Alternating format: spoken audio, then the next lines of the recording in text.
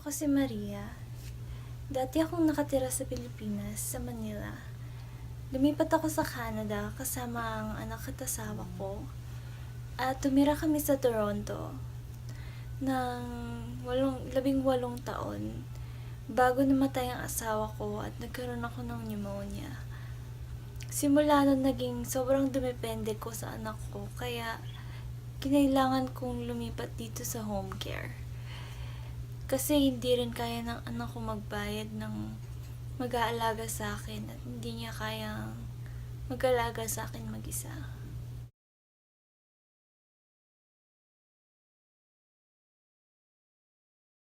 Masaya akong nakatira dito kasama ang anak ko.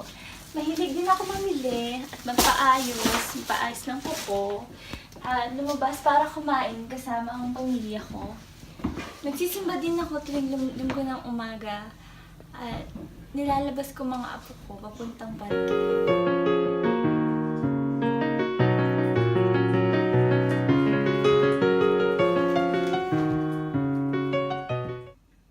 Natakot akong lumipat sa home care kasi ayokong malayo sa pamilya ko. Pero alam kong kailangan para sa kalusugan ko.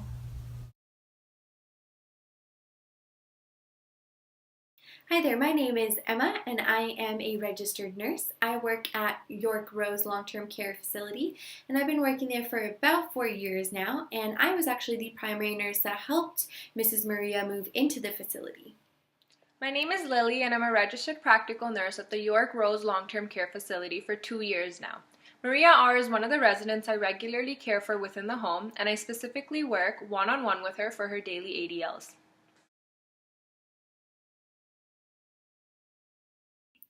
So when Miss Maria moved into the facility, we knew and we were aware that Miss Maria was very scared and worried to move into the facility because she didn't want to live without her family. Us as nurses were worried that we wouldn't be able to communicate with her and that would affect the care we were providing to her. There was definitely a language barrier that existed, and as a nurse, I know that it's a challenge to provide care to someone that doesn't understand anything.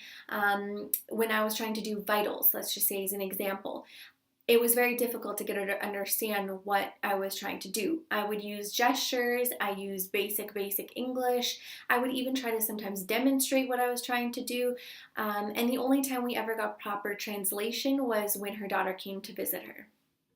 Mrs. Maria is a very, very sweet resident, always compliant and such a sweetheart to care for. I know she has difficulty understanding me, but she's always smiling and just gestures or points to make it easier for me whenever I don't understand what she may need. Sa isang linggo na nakatira ako dito, sobrang namiss ko ang pamilya ko. Gusto ko naman ng mga nurses kasi mababait sila. At lagi nila akong tinutulungan, pero wala akong kakilala, wala akong makausap.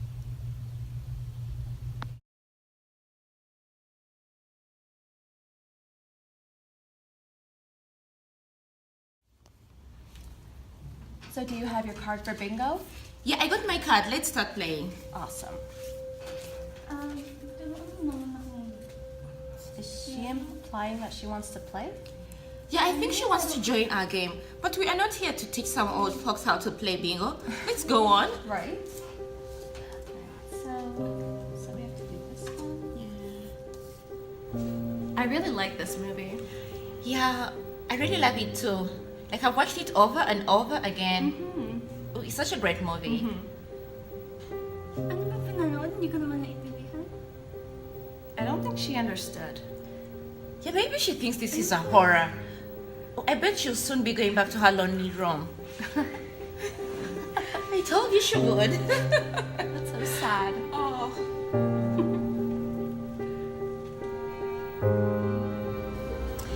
This time I got all the diamonds. I have all the hearts. This time I'm winning. I feel lucky. You wish.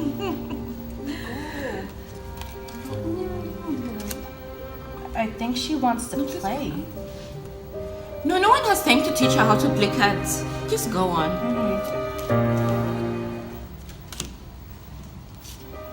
Nurse! Nurse! Tulong! Oh my god, Maria, I told you. 1 minute, I'm with someone right now. Tulungan mo ako, nurse! understand you. I will be right back. I need to understand you. I'll be right back. 1 second. So as nurses, it is our duty and our responsibility to provide the best possible care for the residents.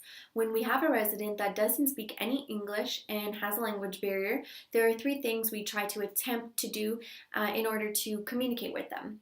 The first thing is we try to come in contact with family members. Now, family members can't just come in and spend the entire day trying to translate for us. So when that doesn't work, we move on to number 2, which is try to get a translator. But a translator is another issue on its own because sometimes it's over the phone and there's communication errors that way and they can't always come in. So when that doesn't work, we move on to number 3, which is we try to find a staff member or another resident that speaks the same language as the resident that has a language barrier. Unfortunately for Mrs. Maria, none of these options were working. Hi Maria, I'm just gonna do your head to toe assessment, okay? I have to listen to you. Your heart. Maria, I just need to listen to your heart. If you can just put your hand down. This just goes here. Are you sure? I really need to listen to your heart. Maria, just listen to me. Yeah. Lily, it's a language line. They're Oh calling my you god, Maria. just tell them to come down here. I really need them Could right you guys now. please come here? Can I please? Lily, they said they can't come. Okay, I'm gonna tell you what she's saying and then you tell me what they say. Ayoko seyo. Oh, yo, say yo. Mosibo something. Something. Is that anything? No, they said that doesn't mean anything. Momotai? A mosquito? So something? Anything? Nothing. Oh my god. Okay, just put it on speaker. It's It's the green flashing light. There's no flashing light. Can I please? Okay, just hold the phone out and just. Okay. Is that anything? Was that anything? Yeah, he said she doesn't like us, she doesn't want to be here, and she wants to die. Mrs. Maria's behavior has changed significantly. So she's been keeping to herself for most of the day. She doesn't want to attend any of the activities that are set up for the residents. She has been refusing medication and even just basic care.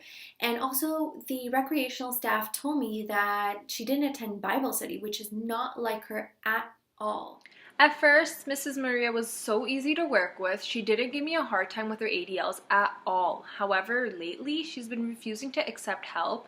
She sounds very frustrated when I do try to help her, and she isn't violent, but sometimes I feel like she could become violent, which is very different from how she was initially. Ayoko na dito. Hindi ko sila maintindihan. Gusto ko na umalis. Oh, hey, perfect. You're on break, so I can talk to you about it. Have you heard about the Java mentorship program? No. Our manager told me about it. So it's this program where you take isolated individuals or residents and you pair them up with cognitively well residents, and then they can be mentors. There's actually a new resident. She speaks English and Tagalog. I think she'd be perfect for Mrs. Maria. Oh my god, yeah, it'd be great to get them to start socializing with one another. And as my patient, I would love to see her smile again. Yeah, let's do that then. Okay, next time. Kumusta, Maria? Oh, Pilipina ka? Oho! Anong pangalan mo? Ako si Grace. Oh, ako si Maria. Ah! Gusto mo maglaro ng cards? Oh, sige, muna tayo. Marunong ka? Opo. I am so glad that we did the mentorship program. Mrs. Maria was the perfect person for it, and I'm so glad that Mrs. Maria found Grace through it. They became very, very close very quickly. They do everything together now. They are inseparable. I agree. Mrs. Maria is smiling more and more, and her and Grace pair well together. Grace can also translate for her with ease and makes it so much easier for us to ask questions and communicate with Mrs. Maria. Sobrang saya ko nang makilala ko si Grace. Siya ang kaibigan ko dito. Marunong siya mag-English kaya natutulungan niya akong ipaalam sa mga nurses kapag masama ang pakiramdam ko.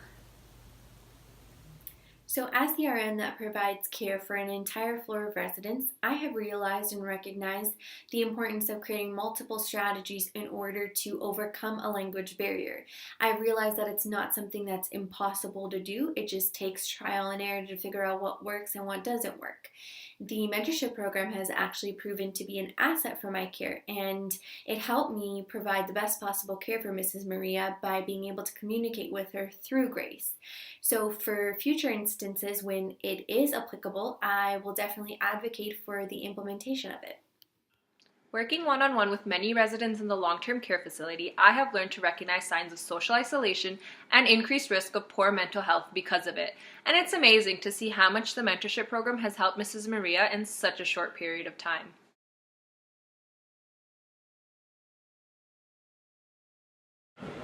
Hello, my name is Ann Winters and I'm the Cultural Barriers Association Ambassador.